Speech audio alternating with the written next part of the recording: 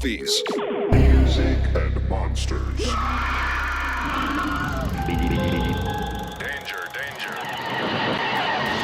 Hey, my friends, Dan Monroe here from Movies, Music, and Monsters with a quick, fun little video about a really cool event that I had the pleasure of being involved with this past weekend on Sunday, October 26th, 2025, the 60th anniversary of Lost in Space Convention hosted by Lisa, Lost in Space Australia. It was also the 40th anniversary of Lost in Space Australia Fan Club. I obviously couldn't be there in person, but I did create this little video that was shown to all the Australian fans during that wonderful event, which I thought would be fun to share here with all of you guys so you can learn a little bit about the largest, longest running Lost in Space fan club that has ever existed, Lisa, Lost in Space Australia. So thanks, my friends, and enjoy.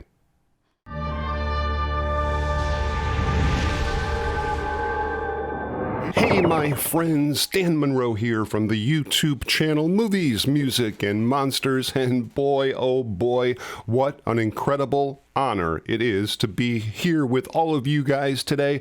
Well, not exactly with you personally, but considering the enormous amount of distance between New York and Australia, I'm afraid this is the best we could do at the moment. However, that being said, what a tremendous thrill to be part of this amazing celebration, the 60th anniversary of Lost in Space with the members of Lisa, Lost in Space Australia. And I gotta tell you guys, your group has been a part of my life ever since I can remember. Way back when I was a kid, I would read the Lisa fan magazine Alpha Control that you guys would send over to me and my brother Paul here in the States.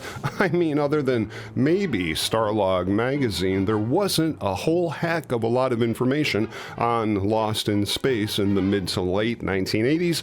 I clearly remember spending hours and hours just staring at the Lewis Morley robot in one of the Alpha Control publications, just dreaming of the day when I might be able to build a robot of my own, which, of course, eventually I did. Let's throw some shrimp on the Barbie and drink us some Fosters. It's the Golden Throat Charmer. Which, right about now, I'm starting to regret. At any rate, to fully understand the impact of Lost in Space Australia, we gotta go back. Way back to 1985, when the group was originally formed, with Ken Armstrong being the very first president and founding member of the club, with co-founders Matthew Adams and Phil Heaton, who, and I never actually knew this until just recently, was the very first Australian to build a scratch-built Lost in Space robot. Even before Lewis Morley built his, Phil also designed the club's initial logo and artwork, while Matthew and Ken created the club fanzine called Alpha Control. It's absolutely crazy to think that today, even 60 years later, that Lost in Space has had the longest and most popular syndicated run in Australia than anywhere else in the world, thanks to the love and the dedication of all of you who continue even to this day, to keep this show alive in the hearts and minds of generation after generation, to which I humbly say thank you. I love the Aussie people, and Crocodile Dundee really had a large impact on me when I was just a little Remco toy. You know, if you would just keep quiet, you would come across much more intelligent and likable. The Lisa Fan Club is the longest-running Lost in Space group that has ever existed from 1985 right through 2025, with the largest number of members and fans, both nationally and internationally, all over the world, doing simply amazing things for the Lost in Space community, including bringing over the stars from the show like Marta Kristen, Bob May, and Dick Tufeld for the Robot Body and Soul tour. Mark Goddard came over, which, from what I understand, was an absolute blast. Kevin Burns and Sheila Allen even made it down for an appearance. And of course, the magnificent evening entitled Never Fear, Smith is here with the one and only Dr. Zachary Smith, Jonathan Harris himself, thrilling and entertaining a sold-out audience, which is one of my absolute favorite videos to watch still, even today. Yes, that was a pretty groovy evening, even though Jonathan went way out of his way to steal the spotlight from the obvious star of the show, me. Apparently, Mr. Bubble Brain over there has been spending too much time reading his own fan mail.